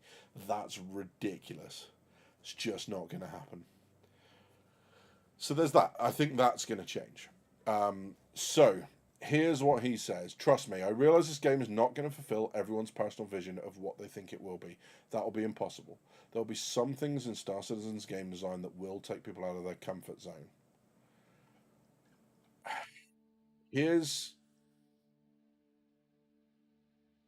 here's a couple of the reasons I think some of this is going to change. Okay, up until now, in most games, even with Eve, you choose at which point the risk is applied, right? And what I mean by that is you can save, right? Even with Eve, you go and implement as a clone. So let's say you've gotten a bunch of new skills, you can go and save your clone to protect the skills. Sure, you might lose some implants and whatever else that are incredibly rare, incredibly expensive, incredibly hard to attain. That's going to be no different to ships, components, and that sort of stuff in Star Citizen, right? This would be the first time that I can think of, apart from a hardcore game where everybody opts into it, where you can lose reputation and other kind of more slightly harder to achieve areas and have no control over it whatsoever, right? As we said, not just from bugs, from, someone sneaks a pistol into a landing zone and then just decides they've had enough with Star Citizen. I don't want to play this game anymore and I'm going to take as many players out with me as I can. So they run around the landing zone, capping a bunch of people who haven't snuck weapons in and therefore can't defend themselves. That's not great game design. But they've said they want to do away with that of armistice zones. So that choice, I can't think of anywhere safer in this game, or intended to be safer than major landing zones. The whole idea that later on you won't be able to take armor and weapons into a landing zone because the armistice zone will be lifted, you'll be running around without that sort of stuff. But they did say that in some clothing there might be the option to sneak a weapon, right? For those of us that are bounty hunters or planning to play Spec Ops or whatever else, we're going to do that too, right? We're going to sneak a pistol in as a self-defense thing. For players who don't want to do PvP, who only want to become a cargo hauling mogul or a mining magnate or, a salvage crew chief, whatever it is, those people might not bother with crap like that. That player then can lose reputation through no fault of their own, right? And I don't really buy the, well, if they wanted to, they'd bring a pistol with them. Possibly, but yeah. But when you get pad rammed, you should know people pad ram. Like, it's not a... I don't think it's much of a defense. I don't think it's a great way of designing games to do things like that. The NPC things we've seen with Quanta, that's going to work if they keep Quanta the way, if they develop down that route. The idea that there are a bunch of back-end, not rendered, not in, until someone goes into that space and actually encounters one. That's the probability volume they were talking about. And then that pirate gets a crime stack because they attacked you, you ran away because you were in a whole sea or whatever else. That Quanta is now being tracked. And what they're saying about that is that they can then become more and more powerful. They can become the head of their own. So they are going to generate these characters. And then what they'll do, I assume, is generate a bunch of voice lines and faces for these characters. They'll give them kind of names generated from that, so when you encounter them, it will sound unique. But what it is a preset bunch of recorded voice lines that will be, this is generic pirate boss number 7. That person's recording generic pirate boss number 8. And then when these quanta become famous, rather than being designed by players from the ground up, it will be, okay, well, the quanta says that we've got a new quanta that is a, I don't know, a new boss of ransom and you know, kidnap and ransom. And his name is the Black Skull. So we're now going to assign some voice lines to him and make him an in-game boss. I think that's how that's going to work. Charlie McCawsome, hello, buddy. I'm going to pop the glasses back on and read what you guys are writing. So yeah. So you and your party, says Waybreak, run into something like Onyx once it's instanced. You get to the end, fight the boss, loot the drop, but that quest is flagged for you and you can't run it again. Yeah, something like that, right? Is that Quanta is now dead. So it doesn't exist in the system anymore. So the next time someone goes there isn't. And it was like, oh, this was once the lair of the Black Skull, but now it's been infested by Ninetales, because the Black Skull gang was dismantled by that player, you know, Waybreak and his gang, and it's a really nice generic way of doing it. It works not too dissimilarly to the Shadows, the Mordor, Shadows of War, or whatever it is, Shadows of Mordor. That, you know, that game, right, with the Nemesis system. Except the only way those NPCs level up is when they beat you, and then they become tougher and they get another trait and that sort of stuff. These Quanta, these NPCs will be off doing their own thing. So you might get attacked by a pirate and go, right, I'm going to write that in my little black book of people I'm going to go catch up with later on. And then you're on a planet and you find a crashed ship, and you look at the dude and you're like, hang on, I recognise that name. Flick back through your black book. That was that pirate that attacked me when I was in my Hull Sea. And you might find that they're already dead and they've become part of a mission or whatever. But that's going to be the really cool thing about the way the Quanta system works. I need to do a video on that. I really do, because it's going to be key to the way this works. So yeah, or maybe even reset it with Death of a Spaceman, so that you want to run it, you have to sacrifice your current character. Badges, they also talked about AI turrets that insta-kill the aggressor in those cases, so hopefully they'll stick with that idea of real consequences. Yeah, potentially. Absolutely that. Yeah, and the other way this works is, like I've said 100 times before, the illegal side needs to be more than just kill everybody. The illegal side needs to be just as varied. Excuse me. I spent time at my friend's house. They've got 2 young kids. And every time I go there, I pick up whatever bugs they've got or not. Even if they haven't got it, I end up picking up the cold. And I think this is what's starting now, which is fun. So yeah, sorry for sounding all bunged up. I know it's not fun.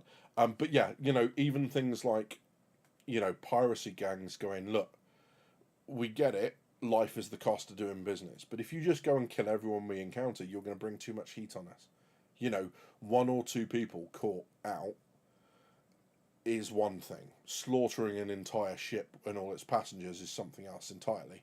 And that you might actually find that murder hoboing angers some of the illegal factions, because they're like, we don't need this heat. Why are you attracting this attention? So yeah, so hopefully, you know, the way they conquer with they deal with illegal stuff is by making it just as interesting and varied as the legal stuff. Where this is going to fall over is people who don't care, right? They just go in and go, I'm not even going to bother building my character up. I'm just going to go and murder hobo everybody. I'm gonna role play a family of psychopaths. Psychopathy runs in the family, and I'm just going to kill everyone I can see until that's it. Or the player that goes, do you know what? I really don't like Star Citizen anymore. I hate this change they've done. They've really upset me, and now I'm going to really upset everyone else. And they go and remove other people's right to play. Right? Or not right to play, but you know what I mean. They go and, well, I'm just going to farm you in your ship bed enough times that your character actually dies. Hence the choice of respawns and stuff like that. So yeah, if they put a criminal bounty system into the criminals hunt down the bounty hunters, it feels like all PvP is exactly what they wanted. Yeah, I think the thing with a lot of PvPers is they don't want actual PvP. What they want is the ability to come upon players who have no idea they're there or who have no ability to defend themselves and kill them and feel like they're a real PvPer. And I'm not calling all PvPers that. I'm saying that there is a distinct proportion, and it's those people that worry me. Like the Anvil Terrapin medic that turned up to that mission today, who destroyed my ship for no reason, who destroyed the other person's ship for no reason. Because my ship, I get why you kill Cutty Red, because it's got a respawn on it. Why would you kill an Intrepid? Why? Blame. Meh. Right? It's that sort of stuff. People with disposable accounts. All sorts of things, right? And I know people go, well, yeah, it's $40. You've only got to look at some of the stuff in Tarkov. The amount of people in Tarkov who will go and stream snipe and stuff like that just because they can. So they buy the base version of the game and go and stream snipe streamers, which is really weird. But these people exist. Hopefully there's none of them in here. None of you are, right? So yeah, that's a whole other ball of wax. Exactly that. So whatever they do, they have to do it in a way that it's not adversely affected by that. And I think a lot of this, what is really interesting is when it comes to the, I don't want to open this can of worms, but you know, when you talk about other things like, for example, PvP and PvE, and PvP and PvE servers, one of the things that I hear a lot, and it's reasonable, right? Is people will say, well, can you name a game where that's worked? Good point. Not that many of them. Not any that I can think of. Here's the thing. What game has a system like Death of a Spaceman that has worked? Because as we pointed out, EVE is fundamentally different in that I can choose when to protect my skills and stuff, right? What happens if you've just broken the threshold and you are at the upper rep level of this faction you've been grinding for months, if not years, and before you make it to wherever their headquarters is to buy that top level tier, you die for the last time. And you lose that level of rep and you get set back by a month. Right?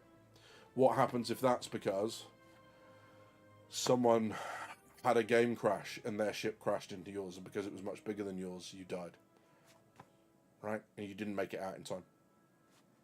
Yeah? Ship spinning, you black out inside, don't get to jump out in time, don't get to eject.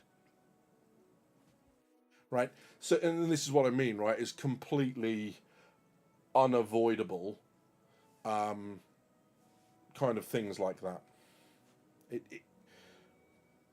I really like the mentality. They're just going to have to really, really be careful with it, and I think they're going to have to introduce it incrementally.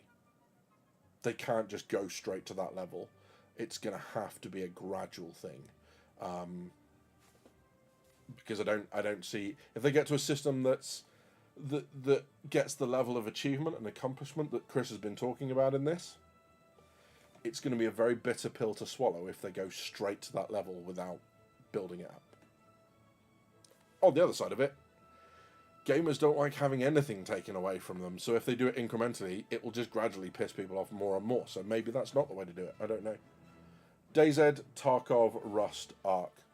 DayZ has no progression in it. Tarkov killing a character doesn't actually do anything other than taking their stuff off them, haven't played Rust or Ark. Right? So this is what I mean about like the skills and stuff. The skills that you level up in Tarkov, you might lose the tiny bit of what you did that mission, but it's not going to take off, to the best of my knowledge. If you've just leveled stamina to max, you're not going to find yourself 95% of the way there after a death. Not unless you leveled up during that mission and got killed. And even then, I think it might keep it. I don't know, it's been a while since I played Tarkov. Shielding, security and system, player choice of where to go and what to go. That's the PvP slider. I don't think that's happening. There's that. Hey Mel, welcome in, buddy. Good to see you too. And thank you for coming and joining us on the live. Happy Sunday to you, mate. Time is progress, progress is time. CIG need to respect people's times who play and support their game. Yeah, absolutely. And this is...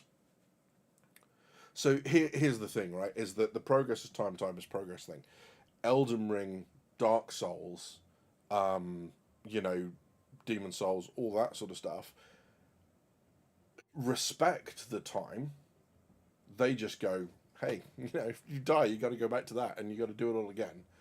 And that's kind of what this is saying, except it's breaking into areas that we don't really normally touch in gaming, right? Which is the reputation that you've built up with factions, with the ability to unlock stuff, the idea that you have to go back and unlock it again because you died after reaching the save points and doing everything else that you would do is a little bit tough and challenging, right? This is why people don't like it. The problem is that there are people who've seen this from the very beginning, for whom knew about Death of a Spaceman, possibly even the reason they backed. There have been an awful lot of people who have joined and backed, potentially even significant amounts of money, who had no idea that this was the direction that they were going in. And those people, because this is the thing, right? How many games, what I would say is, if you can answer this the way, I don't think you can answer it. If you can, this isn't you aren't the person that this applies to anyway. How many people go into every MMO they ever back or they ever buy into, knowing everything about it before they start playing, right? Because there are lots that don't. Yeah. And we're not just talking about where games are going, which is what a lot of games do, right? Again, I'll go back to the World of Warcraft thing. War Within's out at the minute. They've just announced midnight.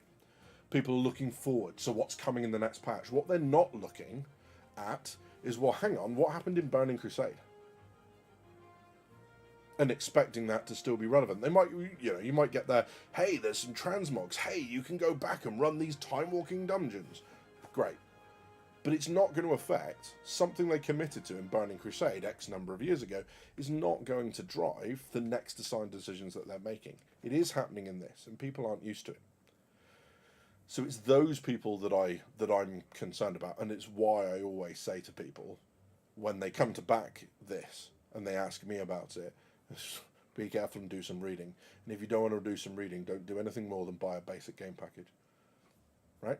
If they don't want to read into it, I can't in all good conscience say to them, yeah, buy that $500 ship. Who cares? I'd be like, dude, read, otherwise you're just wasting $500 potentially. So there's that. Manny, hello buddy. Given all the time sinks in the game and the need for casual players, I don't see allowing a murder hobo as a valid playstyle as being in. And so this is where likely, systems like Terra, and is Cascom the system? I can't remember now. Or is it the planet? It was Cascom's the planet, Sherman's the major landing zone. Is it Castria? They might be much more secure.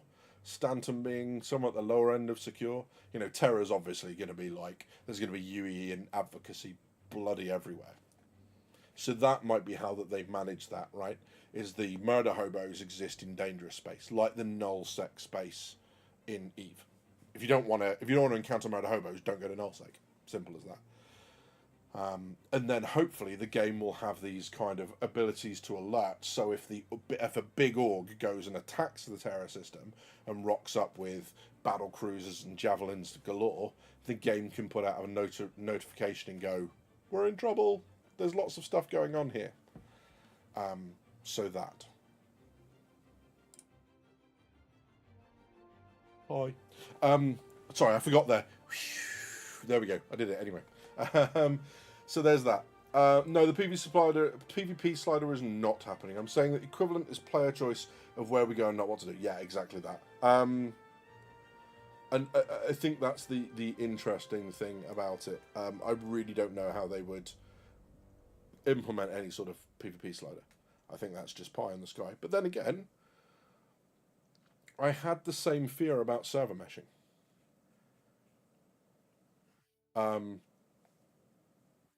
Thinking of the Quanta system, what you have in the Quanta system is you have however many thousands, tens of thousands, hundreds of thousands NPCs being simulated on the back end that aren't rendered in engine at all. They're all doing it in a back end simulation.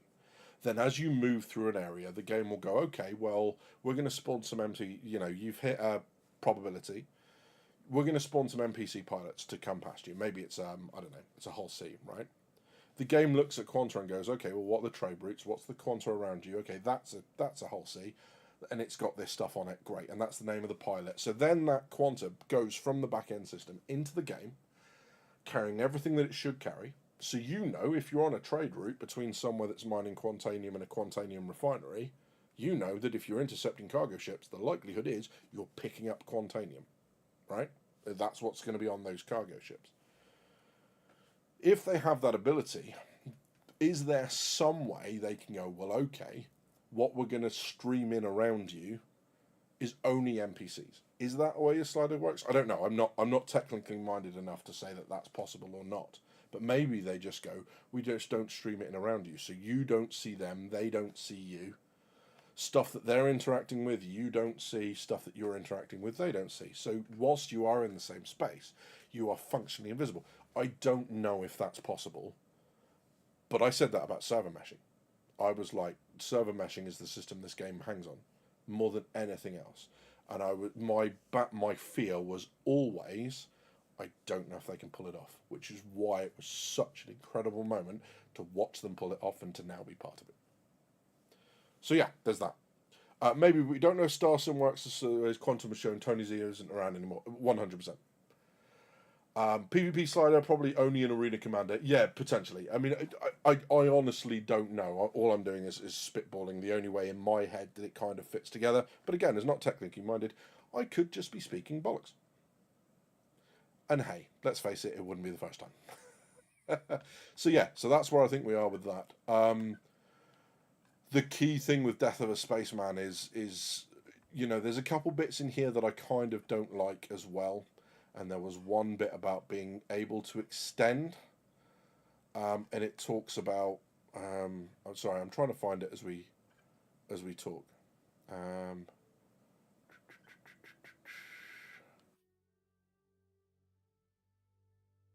it's basically a bit where he talks about being able to extend the amount of lives that you have. There you go. There will also be opportunities to regain some lives or do a reset. Some of this could be through in-game missions, or it could just involve paying a lot of money to a specialist on a remote med planet that's doing some stem cell research. I think I read that out earlier. I just couldn't find it again. That paying a lot of money to get more lives. Oh,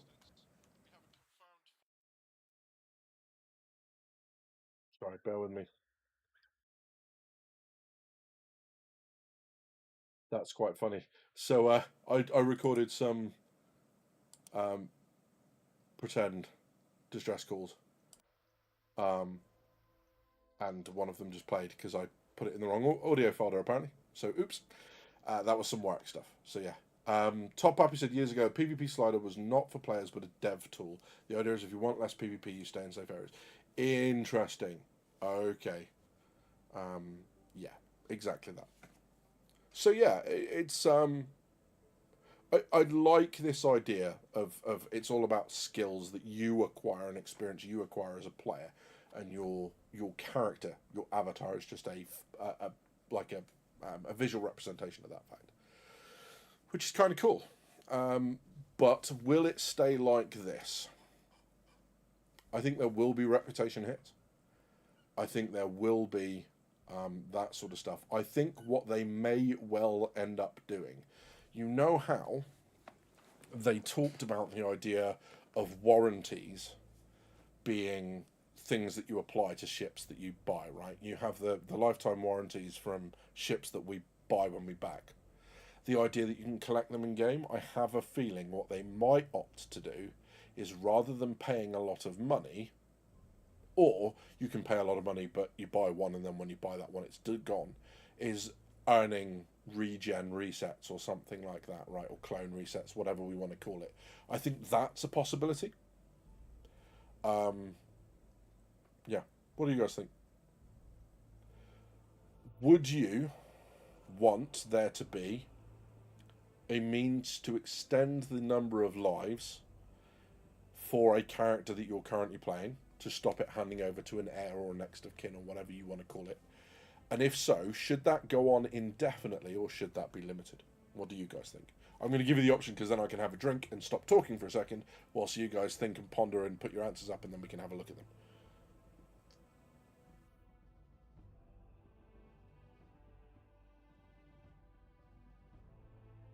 Rather warm.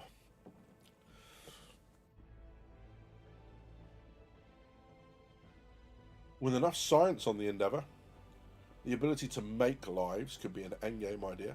Interesting. They could make a law reason to swap to an alien species to continue regenerating in new bodies. No, it nullifies the entire concept, says Mel. Honestly, I think they're going to make it so easy to get more lives that Death of a Spaceman will basically be optional. I can see where you're going with that, Waybreak. I can see where you're going with that. I see what you mean, because it caters to the casuals. Filthy casuals. And then, yeah, interesting. I'll tell you what I'm going to do. I'm going to open a window because it is ruddy boiling in here. So I'm just going to put you on the back soon screen. And then I shall be with you in just a second. Whoosh.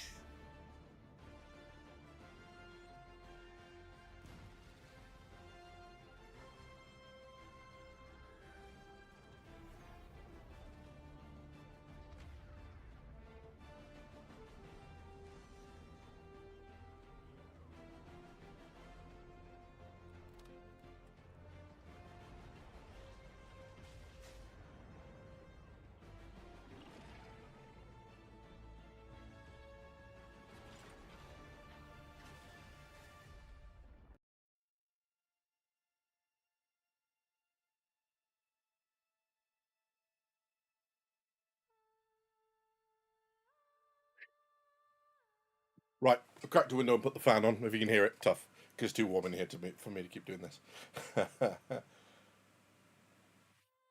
Seems to be, you can hear it a little bit, but it'll be fine. I'll tell you what I'll do is I'll move this to the other side of my desk, and hopefully that'll shield you from the fan noise. Maybe. Then again, maybe not. But it's fine. Okay.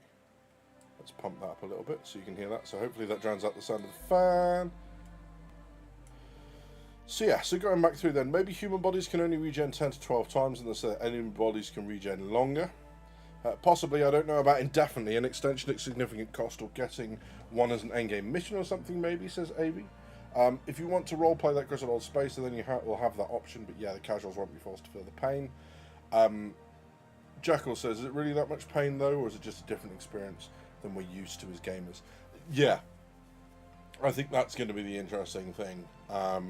And I think it's going to be a big thing for us to set the tone as the people, or for those of us that have been there since the beginning, to be like, duh, this was always the plan. And I know this doesn't, I know it doesn't help those people that were like, well, when I backed, I had no idea, and it might have stopped me backing. Yeah. So.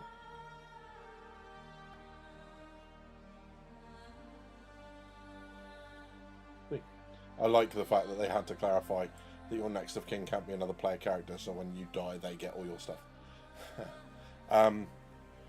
So Webrick says, I would absolutely love if they made all these moves with medical and regen to reduce friction of day-to-day gameplay, but then made Death of a Spaceman even more punishing than originally planned. Completely off topic, says Widget. I did. We'll listen to those towards the end. I don't think you're going to get the answer that you want, but yes, we'll listen to those towards the end. I've actually queued them up on my Discord, so we can play them in a bit. So yeah, it's an interesting concept, because I don't think we've seen anything done quite like this, right? Where sometimes you can just get caught out and lose not only your stuff, but lose progression and access and all that sort of stuff, right?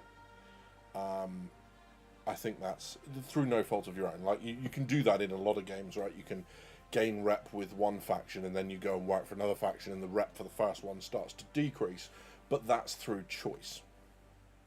And then obviously if you go in, and again, I'll use WoW as an example, right? You build up points with Booty Bay, you build up reputation with Booty Bay. If you go and kill one of their guys, it warns you. It's like you've lost a bunch of rep with them and all that sort of stuff. With this, potentially there is no warning. You're just going to get ganked, and if they catch you at the right moment. And you know what players are like. Some players, this will become their entire gameplay loop. Right? They've only got to find out through any number of means, dude, this is my last life on this character. And that's all the, kind of encouragement they're going to need to shoot you in the face until you can't move. So yeah. Do you think we'll be able to make medbeds more efficient somehow? Potentially, it might well go that way. Although at the moment, I think it's going to be more about what you can carry. They said about carrying stuff on cargo grids or in other inventories. So those crew storage and stuff, say on the Pisces or the Terrapin or the Cutty Red, I think they're going to be able to have that stuff stored in them. I think you'll be able to have it in your backpack, depending on pack size, obviously. But yeah, my question is, what makes Death of a Spaceman so interesting to people? I think it was literally that. I think it's the idea that in a universe like this, because it's so realistic, or it's trying to be so realistic, right, and give you things to consider, and food and drink and supplies and fuel and range and all that sort of stuff. The idea that you could just approach that, approach COD Warzone, right?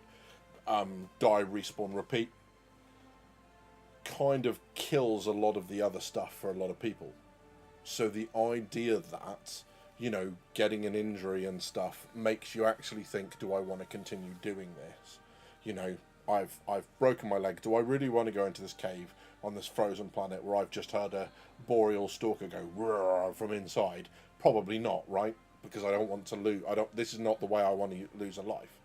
Whereas, if you're like, well, hey, I'm not injured. I can walk in, and I know I can climb up that bit. It can't. So even if it starts to go wrong, I'll just escape. That's another level of choice. It's risk and all that sort of stuff. And the nice thing about that risk is, to some extent, you can control your exposure to it. Now, you can't do it all the time, and you can't control your exposure to 100%. But you can, go, do you know what? This planet, I don't have armor rated for the temperatures on this planet, so I'm not going to do it. Right? I think that, certainly for me, I can't speak to everyone, but for me, that was what attracted to me. It's do I want to do this? Do I not want to do this? Because that's what space travel is, right? The idea of being in space is the entire environment is trying to kill you. So I think it's that sort of level. If you can just respawn as many times, what's the risk of space? Right? There's nothing. The idea of space travel at the moment is, any one of a number of things going wrong is basically insta-death. Whether you die at that moment or whether you die a very long, slow, painful death of asphyxiation, it's still death, right? At the end of the day, you're still going. So yeah, exactly that, man. I think that it's that sort of thing. And for other people, it might be different, right? But consequences, that sort of stuff, yeah, as Waybreak says. Avi says, we don't want more COD. Everyone treats any game like a deathmatch and just rushes in, regardless of the objectives and lack of teamwork and such. Yeah. You want that moment of, I don't want this. Because every game out there is enticing you into the gameplay loops. What I wanted is that more adult, yeah, do you know what, this isn't worth it. Right? And it's that kind of, you're almost fighting against your nature. You're fighting against your inner loot goblin. I know what the loot is and I really want it, but this isn't good. Right? It's almost, I guess, it's a little bit of sadism. What's to keep SC from turning into a game only for Org, Zerg, and Blitzkriegs? Safe in numbers while solo or small groups get crushed. I think the space. The size of the game. Right? Truth, I mean, we can try this out, right? Is you get as many people as you want. Yeah? Come find me in game. Okay? And I'm not saying that you're saying that. It's not like a challenge to you or whatever. But you see what I mean? Is if I want to hide from you, I will hide from you. Right? And if I want to hide from you while mining, I will hide from you while mining. If I want to hide from you while salvaging, I will do that too. Right? The only times that you can't do that sort of stuff is if I want to hide from you while doing Stormbreaker. If I want to hide from you while doing, I mean, even Hathor. But, I mean, Hathor's easier than most things. But even then, I mean, that's 2 sites on 2 different moons. And even then, if I see you coming, chances are you won't find me. Right? That sort of stuff. So there's loads of different loads of different ways, I think, and the games will be so big. And the other thing is, in terms of org blitzkriegs, if you are one player, or three players, or five players, and you've built yourself a little base next to a lake, and you've got a couple of extractors and all that sort of stuff, as long as you've not built it in a place where shields don't work for you, what's the benefit to the org? I mean, the org brings 40 people. What they'll get from you won't replace the effort they put into dealing with you in the first place, and that's the like the fuels and the ammo and the energy for the shields and all that sort of stuff, right? Whatever respawn costs they have because you killed a couple of them before they finish you guys off. So I think I understand your concern. I don't think it's going to go back. So yeah. The question is, can I achieve the same outcome with lower reward but less toxic process?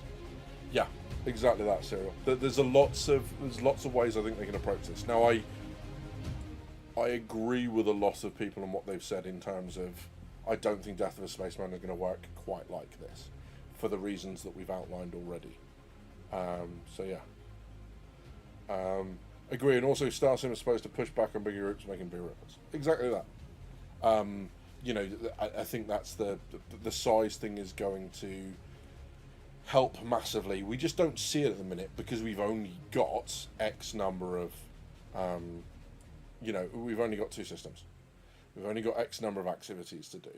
And this is what I hope they meant when they talked about the idea of, things like Hathor and Onyx and Stormbreaker becoming exploration, is these won't be things that you will have a marker for and everyone will know about and everyone will go and do. I'm hoping that things like the data centers will be things that you come on, kind of accidentally, and you locate them and then you go and investigate them and you fight your way inside and then you go, well, okay, there's a door here. What do I get through this door? And then they add a few more clues about what's going on, a couple of audio files about the next location that you go to. And what you do is you're exploring not from like, oh, look, a new mountain that I've got to climb, but I found this thing. Now I need to find out what's going on here. I need to find out where it takes me, what that means for me. And if they do that without markers and all that sort of stuff, and you find them as emergent gameplay, that magical flying unicorn that is emergent gameplay, I think that works. I think that really works. But we'll see.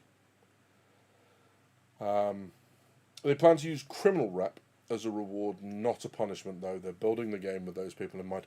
So,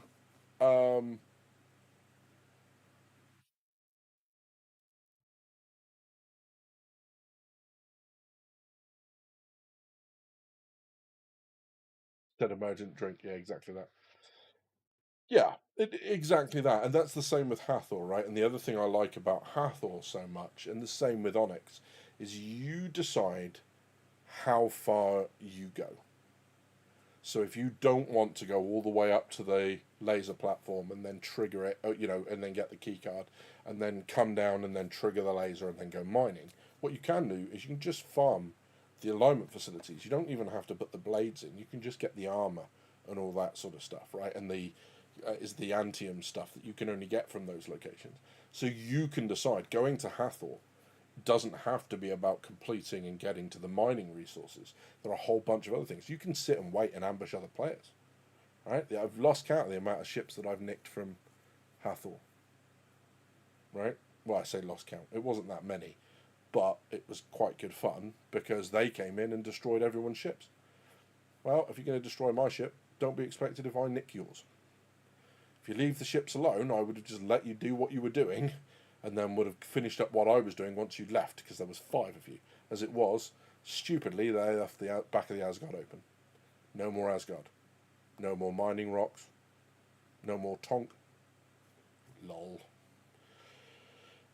So yeah, it's a problem if it's not done well, because I'm walking with no gun, just making deliveries, and some people just killing me on site. Yeah, and I think that's the trick, right? Is there's going to be the need to potentially defend yourself. So, having at least some ability to do that, being aware, there should also be the game spaces where you go, well, I just want to do a couple of runs before I go to work or whatever. I don't want to have to bother about arranging escorts and adding in dog lead so it's not obvious where I'm coming from, and I miss the obvious pinch points where if you've got a quantum interdiction device, you're going to sit there and pull me out of quantum. If I go that way first and then come round, hopefully I'll dodge people. All that sort of stuff. Um, they should do that as well. It's going to be a mix of factors. It's not going to be down to one specific item. Um, so yeah, some people only do ambushes. Exactly that. So I think the way the pirate rep will work, or the criminal rep, is that there are ways to reduce your rep through your actions. And just because let's say you're I don't know, your job as a criminal is to go and steal stuff, right? If you add murder to that, you are massively increasing the attention from the advocacy, UE, Navy, all that sort of stuff.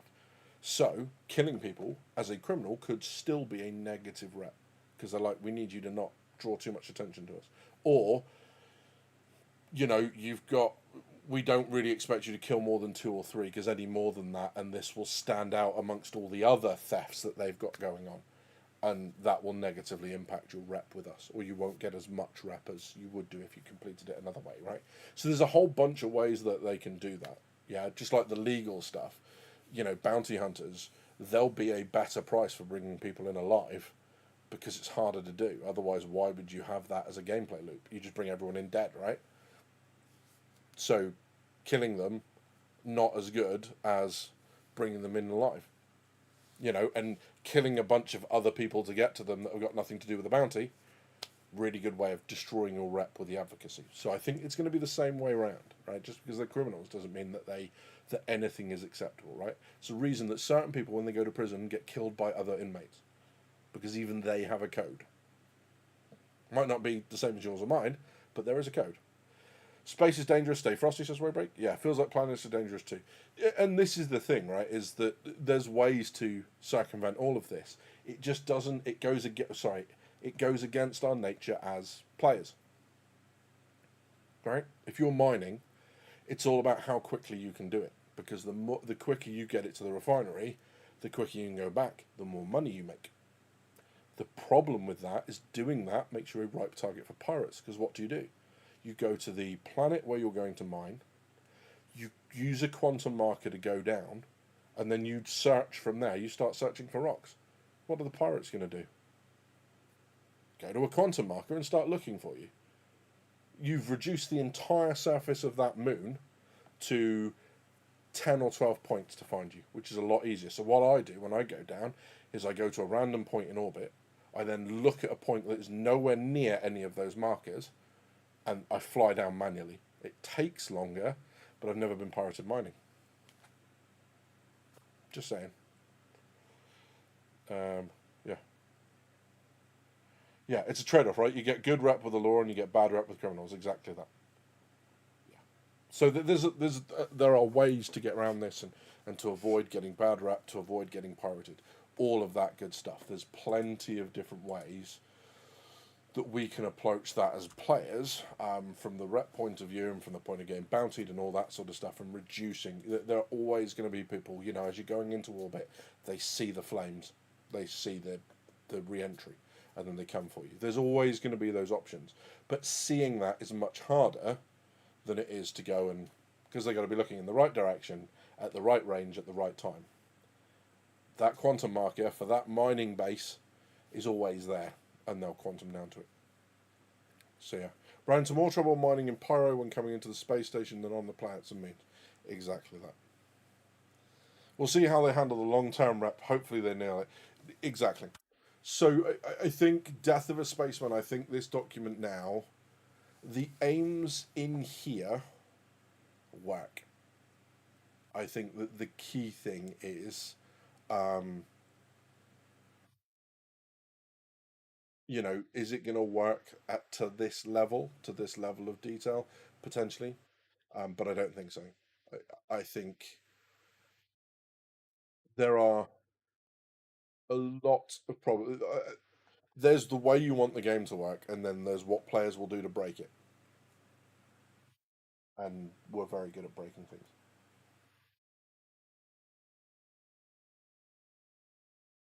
And it's no secret to anyone that Star Citizen has garnered a certain amount of ill will amongst people who still have game accounts. So it would not be a surprise if when 1.0 lands, that they form themselves into an org or five that are all about pissing people off to the point they stop playing. Right? We've all seen the meme. Oh, that game's too old. Why are you still playing it? Quit having fun. Right? This will literally give them a way to almost not enforce, but really force that onto people. Um, yeah. So yeah.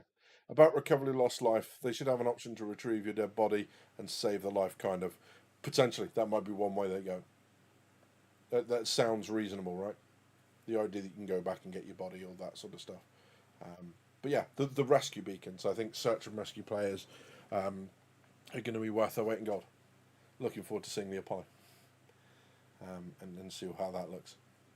But yeah, there's a lot of stuff to go on. Right, before we run out of time, there's a couple of things that I want to play for you guys. Excuse me. So I'm just going to move this around on the screen. Here we go. Right, there are apparently some files that have been pulled from the game. It is Jared's voice. So if this is to believe, Jared's going into the game as an SSN newsflash recorder. This is the first one. So this is 54 seconds. The second one is 44 seconds. This is what it sounds like. Welcome to another SSN Newsflash. I'm James Harriman. The UEE has met with High Command to discuss how to handle the increasing Vandal presence in the NIC system, as well as the continued activity from the Shattered Blade. Multiple activist groups have called for the Imperator and Senate to meet with the People's Alliance to discuss potential incorporation into the UEE. Now, supporters have suggested that the People's Alliance are ill-equipped to handle a sustained Vandal presence in the system and want to extend an olive branch, while critics question whether they would want to join the empire they fled or how the UEE would incorporate the unusual governing structure that they operate under. While Imperator Addison has maintained that regardless of their status within the UEE, the people of Levski are our allies. Be sure to check out SSN's live coverage of the Senate debates for further details. We're out of time. See you next time on Newsflash.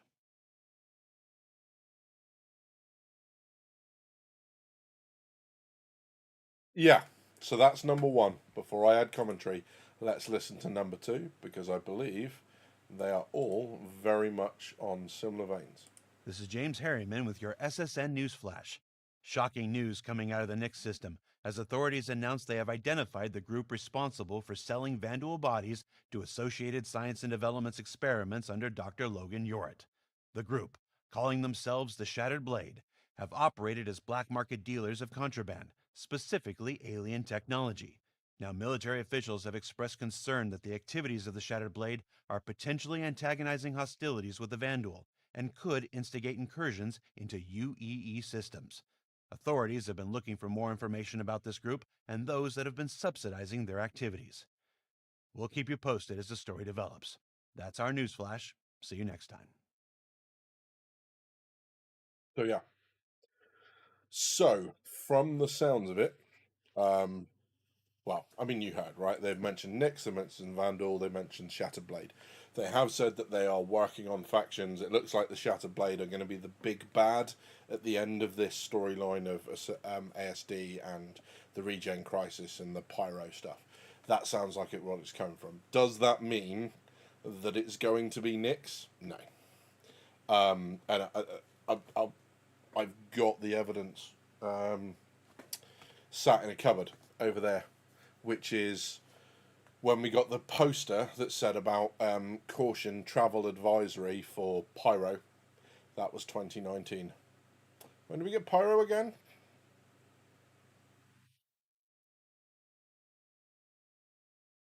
How it wasn't 2019, right? It wasn't 2020, right? Or 21, or 22, or 23.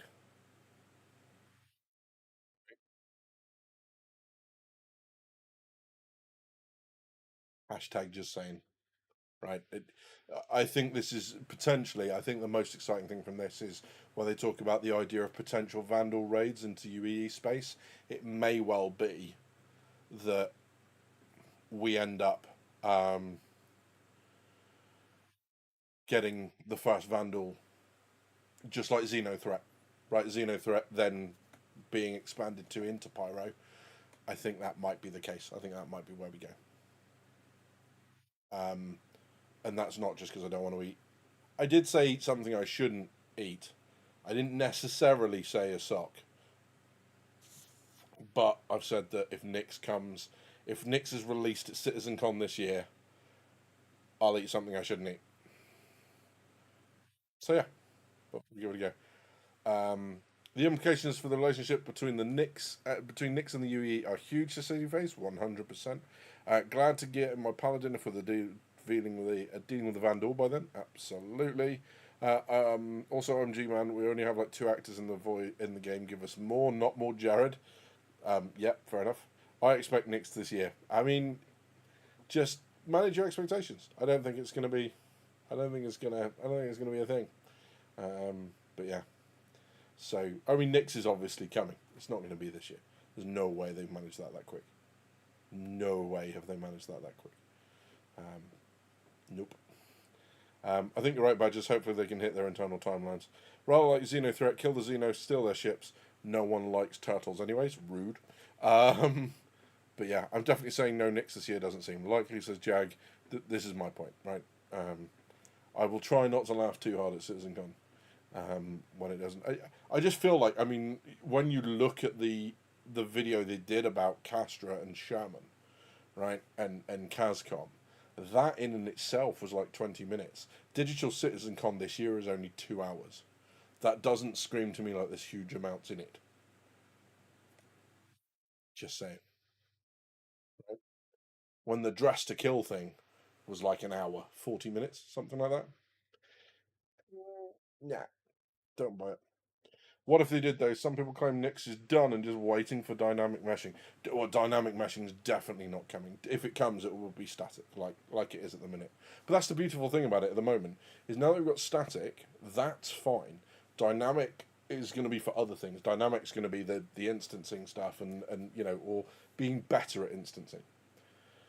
What dynamic will allow us to do is spin up extra servers, so even if every player on an entire shard decided to go to a cooperative zone, they could just spin up extra servers to put those players into, and we wouldn't know that there's an increased demand for those types of instances. I don't think it needs dynamic. I think they can do it perfectly well under static, which is great because that means it could come sooner. But I don't think it's going to be. I don't think it's going to be this year.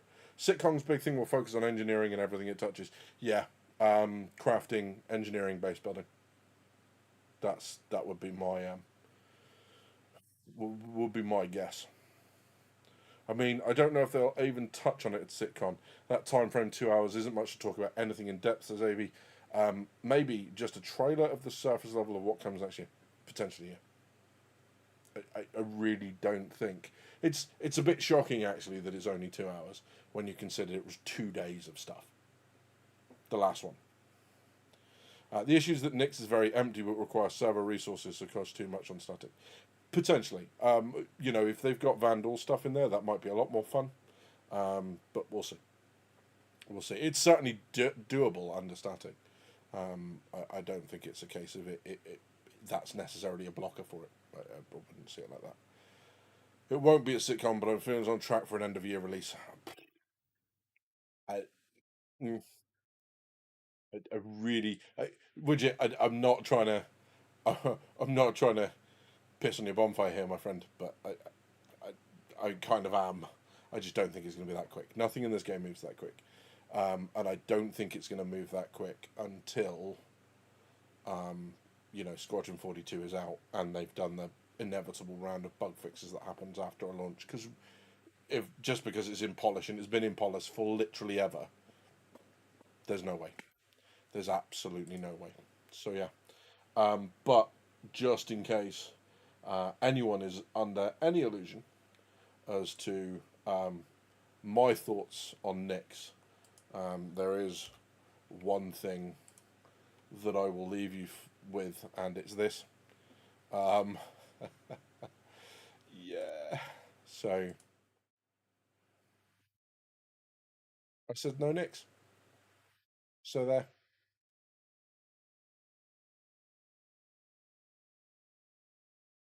Ta-da!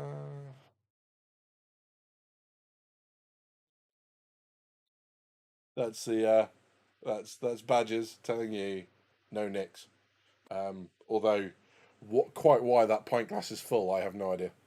Um,